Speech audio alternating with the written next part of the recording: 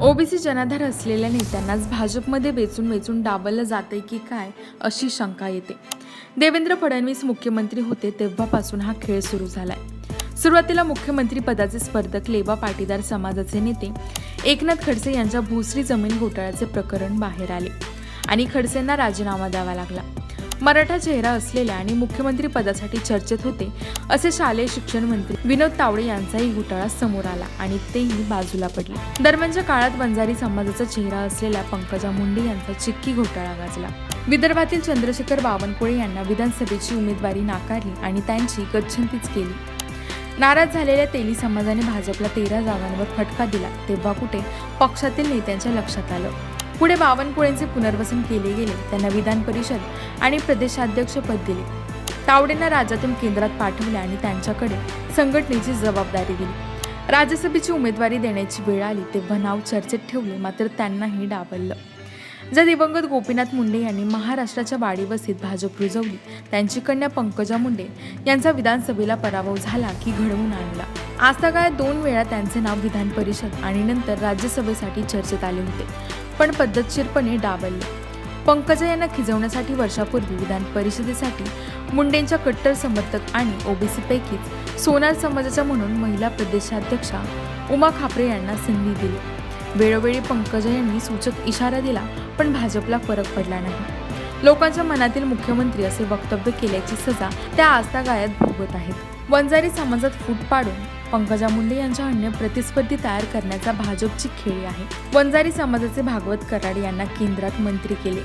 आता यावेळी पंकजा मुंडे यांना राज्यसभा निश्चित मिळणार अशी भाजपमध्ये चर्चा होती. पंकजा राज्यसभेवर जातील, त्यांची धाकटी बहीण पुन्हा बीड लोकसभा मतदारसंघातून लढणार आणि चुलत भाऊ राष्ट्रवादी काँग्रेसकडून विधानसभेवर जातील. म्हणजे मुंडे भाऊ बहिणींचे भांडण संपेल असा एक कयास होता. भाजप आणि महायुतीसाठी ते समीकरण सोयीचेही होते. प्रत्यक्षात पुन्हा बंडखोरीची भाषा होऊ नये म्हणून खुद्द देवेंद्र फडणवीस यांनी 2 दिवसांपूर्वी पंकजा यांची भेट घेतली, समेटाची बोलणी केली आणि वातावरण शांत झालं. मला काय पाहिजे हे सांगायला उशीर झाला असे स्वतः पंकजा मुंडे बोलल्या. त्याचवेळी त्यांना उमेदवारी मिळणार नाही हे स्पष्ट झाले होते. विधान परिषद नाही आणि राज्यसभाही नाही मिळाली म्हणून पंकजा मुंडेंचा चेकमेट झाला. पुढे लोकसभा किंवा विधानसभेला मुंडे फॅमिलीतच वाद लागणार आणि पंकजा यांचा परस्पर काठा निघणार अशीही अटकळ आहे. भाजपने आपल्या विरोधात भूमिका असणाऱ्यांचा ईडी, सीबीआय, इन्कम टॅक्स वापरून गेम केला. एकतर तोंड बंद ठेवा किंवा आमच्यात सामील व्हा असा खाक्या वापरला. तोच फंडा भाजपने पक्षातील अन्य कोणाबद्दल नाही, पण खुद्द पंकजा मुंडे यांच्यासाठी वापरल्याने काय जायचा तो संदेश गेला. नेहमीच बंडाची भाषा करणाऱ्या पंकजा यांच्या वैजनाथ सहकारी साखर कारखान्यावरचे छापे तेच सांगतात. भाजपनेच पंकजा मुंडेंना दगाफटका केली की देवेंद्र फडणवीस यांनी त्यांचा पद्धतशीर गेम केला त्याची चर्चा आहे. पक्ष माझ्यावर अन्याय करतोय, मला संपवण्याचा मोठा कट आहे. पक्षविरहित आपली स्वतंत्र ताकद असल्याचे पंकजा मुंडे वारंवार बोलत असतात. निवडणूक तोंडावर आली की पंकजा या पक्षाच्या बाजूने किंवा विरोधात याचाही संभ्रम असतो. अधेमध्ये लोकांची सहानुभूती मिळवण्यासाठी लोक माझ्या साहेबांना म्हणजे गोपीनाथ मुंडेंना पाहतात असे म्हणत त्या वंजारी समाजाला चुचकारतातही. वंजारी समाजात आजही मुंडे यांच्या तोडीचा जनाधार असलेला एकही नेता नाही. राजकारणात आणि प्रशासनात असलेले अधिकारी सुद्धा ज्या पद्धतीने समाजासाठी म्हणून मुंडे यांच्या मागे ठामपणे उभे होते त्याच पंकजा यांच्या मागे आहेत. समाजासाठी सर्वस्व असलेल्या पंकजा यांना पुन्हा पुन्हा डावललं जात आहे हे लक्षात आल्याने नाराजीचा सूर आहे. वर्षापूर्वी पंकजा यांना परिषदेसाठी उमेदवारी नाकारली तेव्हा मुकुंद गर्जे या समर्थकांनी थेट आत्महत्येचा प्रयत्न केला होता. आजही तीच भावना कायम आहे. वंजारी समाजाला विकास व प्रगतीच्या प्रवाहात आणण्यासाठी स्वर्गवासी गोपीनाथ मुंडे यांनी भगीरथ प्रयत्न केले.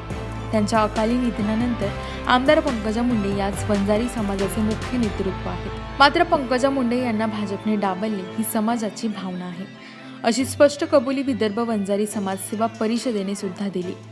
याच विषयावर आता शिवसेना ठाकरे गटाच्या नेत्या सुषमा अंधारे यांनी उपमुख्यमंत्री देवेंद्र फडणवीस यांच्यावर निशाणा साधलाय.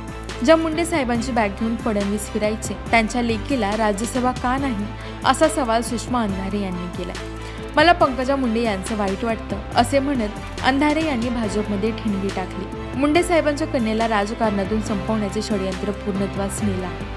राज्यसभेसाठीची जागा पंकजा मुंडे यांना मिळेल असे वाटलं होतं, भाजपमध्ये निष्ठावंतांवर अन्याय आणि बाहेरून आलेल्या लोकांची चांदी होते असेही अंधारे यांनी म्हटल्याने वंजारी समाजात अस्वस्थता आहे। मराठा समाजाच्या आरक्षणाचा मुद्दा घेऊन मनोज जरांगे पाटलांनी भाजपला आणि विशेषतः देवेंद्र फडणवीस यांना ठणकावले आहे। उद्याच्या सार्वत्रिक निवडणुकीत त्याचे परिणामही दिसतील।